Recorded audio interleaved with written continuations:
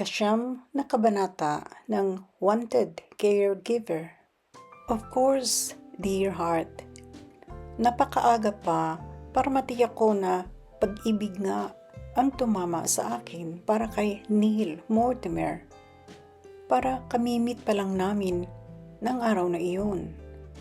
Ang mas urgent na problema at the time ay kung paano ko masasabi kay Jeff hanggat maaga na wala pala siyang pwedeng asahan sa akin. Binalikan ni Weng ang pag-iimis sa bedroom ni Jason. Nasa isip niya, syempre pa, ang paghahanap ng solusyon sa kanyang problema kay Jeff. And then again, pasingit-singit ang pag-i-imagine niya kay Neil.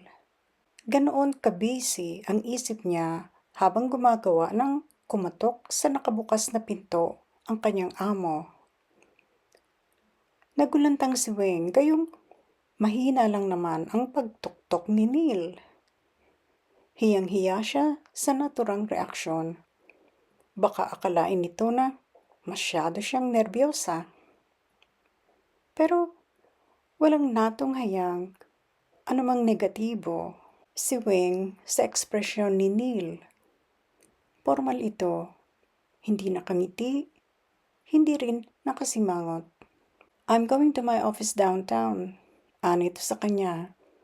May bitbit itong briefcase at ilang malalaking charts na nakarolyo. If my sister calls, please tell her that I will pick up the kids from school this afternoon. No need for her to do that today. Okay. Matamlay na tugon ni Weng. Are you alright, Rowena? Tanong ni Neil. You don't look very happy. Perhaps you're still tired from your long trip? Matamang nakatingin si Neil kay Weng. Na-conscious tuloy ang dalaga. Inisip kung ano ang hitsura niya at ganoon na lang kung titigan siya ng amo. Pink dress ang suot niya. A-line ang estilo. May manggas, may kwelyo, at hanggang tuhod ang laylayan. Kita ang mahubog niyang katawan sa bestidang iyon. Pero nakasuot siya ng woolen cardigan. Kahit bukas ang panghinaw sa harap, nakakubli ang malusog niyang dibdib, makipat na baywang, at bilugang balakang. Nakatali sa batok ang buhok niya ng accessory na dark pink. Wala siyang pulbos, ni walang lip shiner. Pero hindi aware ang dalaga na litaw ang pamumula ng kanyang mga labi kahit hindi applyan ng lipstick o ng lip gloss. Tumagal ang pagtitig na iyon ni Neil kay Weng. Nag-init ang mga pisngi ng dalaga pero hindi siya sumuko sa pagtatagpong iyon ng kanilang mga mata. Sabi niya rito maya-maya, "Did I pass your scrutiny?" Si Neil naman ang nag-blush. He grinned nervously. Anito, "I'm sorry if I stared. That was rather rude of me, I suppose." "No," sabi ni Weng, "I do not regard that as rude. I also stared at you very early this morning." "You are," mahinang sabi ni Neil. Parang ang sarili lang niya ang kausap. "Too pretty to be a caregiver." Ngumiti si Weng. Matipid na ngiti pero pantakip iyon sa nadarama na namang kaba. Sinikap niyang magbiro. "Are caregivers supposed to be not pretty?" Tanong niya. "I didn't mean it to sound that way." Pailing na tugon ni Neil. "What I meant was..." Muli ang pabuntong hiningang pag-iling. "Well, never mind. You are Jeff's girl. and he always chooses the very attractive ones. Tumaas ang isang kilay ni Weng. Bye, Rowena. I'll see you later. Tumalikod na si Neil pagkasabi niyon. Saka palang nakabawi sa pagkabigla si Weng. Aniya rito, I am not Jeff's girl.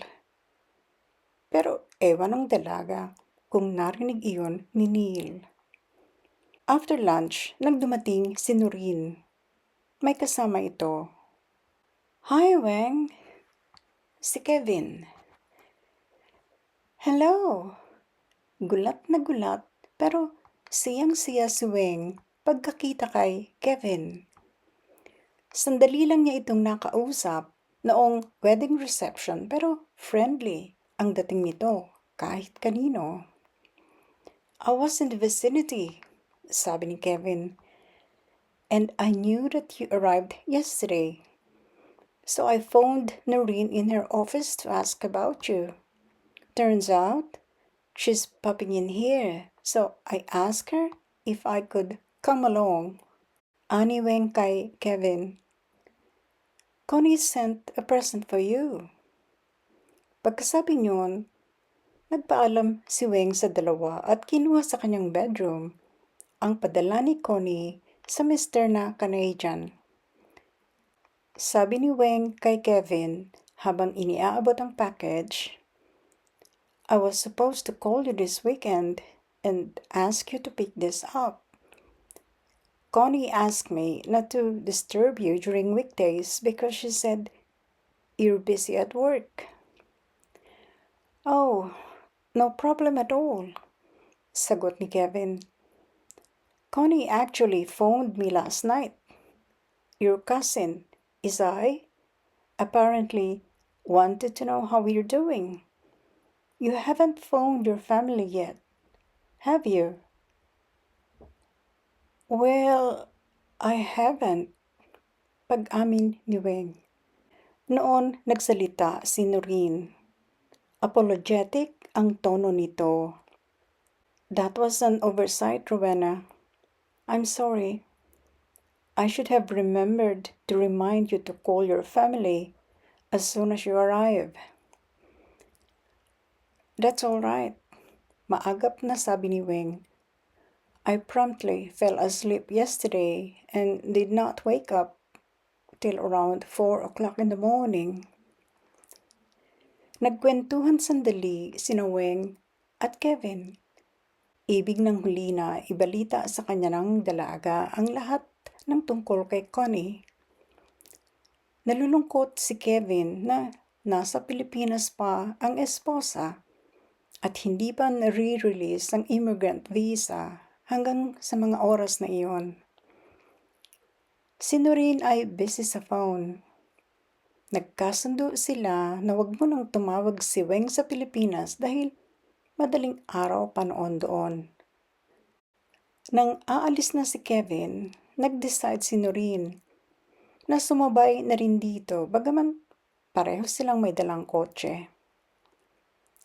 Bago lumakad, sabi ni Noreen, I called my brother while you were chatting with Kevin. He says he's going away for a few days, maybe even for a whole week, business trip. It was a spur-of-the-moment decision. Umiling si Noreen. Parang hindi makapaniwala na biglang mag-out of town ang kapatid. So, patuloy ni Noreen, I will pick up the kids from school. Also, take them to and from there tomorrow. Matutuwa na sana si Weng. May dahilan na para hindi siya sumama mamayang gabi kay Jeff. Siyempre, hindi niya pwedeng iwan ang mga bata nang walang kasama. Pero may idinugtong si Noreen. And don't worry about your dinner date with Jeff. I have arranged for someone to come over here and babysit while you're out. Pinasibad na ni Noreen ang minamaneho nitong kotse. Obvious na galit ito kay Weng. Bagaman hindi happy si Weng na sumama kay Jeff, nag-abala rin siyang magpaganda para rito. Pero hindi niya isinuot ang isa sa mga padalang damit ng ate Sally niya galing sa Italy. Hindi ganoon ka-espesyal si Jeff para sa kanya. Pero nasurpresa ang dalaga sa attitude ni Jeff sa una nilang dinner date. He was especially attentive. Hindi rin agresibo na wari ibig ipakita sa mundo na pag-aari na siya nito. Pagkakain sa isang fine dining restaurant sa vicinity, inihatid na siya nito agad sa bahay. Anito sa dalaga, "I wish I could take you somewhere else. Maybe we could go for a walk.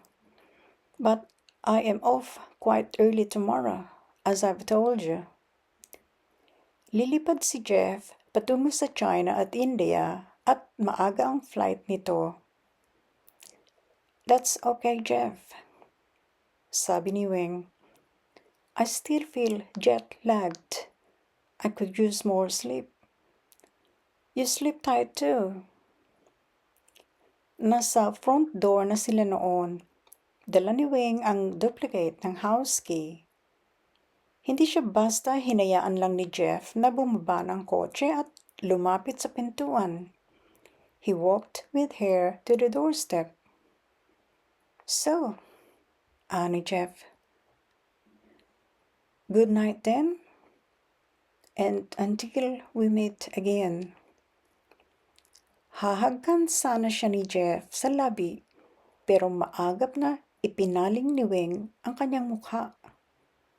Ang pisngi lang niya ang nagawa nitong hagkan. Na tamang-tamang siyang nahuli ni Noreen. Tiempong binuksan niyo ng pinto from the inside nang marinig ang pagdating ng sasakyan. "Oh," sabi lang ni Noreen. "Hello, Noreen." Nakangiting baling ni Jeff dito.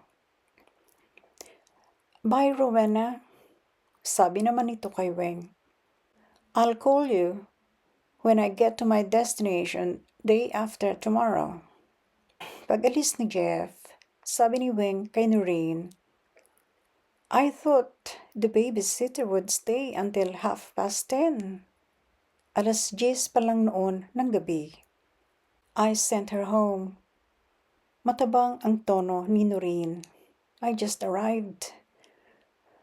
I thought Jeff would be very late in bringing you home. Knowing what he's like, he would want to have private moments with his very special girl." Klarong-klaro ang ibig tukuyin ni Noreen sa sinabing private moments. Nag-init ang pisngi ni Weng. Tumalikod na si Noreen para damputin ang shoulder bag at car key nito sa ibabaw ng coffee table. "I'm going home now," anito. "I'll be back at 8:30 tomorrow morning to bring the kids to school." "Noreen," bantulot na bigkas ni Weng. "Can we talk, please?" "What about?" Taas kilay na sagot ni Noreen. "You seem to dislike me a lot." Tanong ni Weng. "And why should I dislike you?" Nakataas pa rin ang isang kilay ni Noreen. "That's what I want to know." Nakikiusap ang tinig ng dalaga. "I don't dislike you, Rowena," sagot ni Noreen. "It's the situation that I do not approve of." "What situation?" Tanong ni Weng. Umiling si Noreen. Sabi, "We will talk sometime. Not tonight." Nakasimangot na ito. "I work in an office with regular hours, you know. I cannot be late in going to bed. Pag-alis ni Noreen, nanlalatang napaupo na lang sa armchair si Weng. Problemang mabigat ang tinakasan niya sa Pilipinas. Tapos, maproblema pa rin pala ang pinasok niyang sitwasyon dito sa Canada bilang caregiver. Pag-akyat niya sa itaas ng bahay, ay sinilip niya muna sa kani-kanilang bedroom ang dalawang bata bago siya nagtuloy sa sariling silid. Both were fast asleep. Nagpalit siya ng damit, naghilamos, nagsipilyo. Pagkaraay, muli siyang bumaba. Tatawagan niya ang inang at tatang niya. Iniwan niya sa mga ito ang kanyang cellphone. Plano niya, sa unang sweldo ay bibili siya ng bagong cellphone unit para text message na lang ang magiging komunikasyon niya sa mga magulang. Akmang dadamputin na niya ang telepono nang kumuriring iyon. Si Neil ang nasa linya. Muli, naramdaman ni Weng ang pagpitlag ng kanyang puso pagkarinig sa tinig ng amo. Pero sabi ni Weng sa sarili, maling-mali ang nararamdaman niyang iyon. Tuluyan na nga bang nawala ng pag-asa sa puso ni Weng si Jeff? At bakit suya, walang duda, si Noreen sa Pinay na caregiver? Ngunit ang mahalagang tanong, paano ang nadarama ni Weng para kay Neil na waray iniiwasan siya? Abangan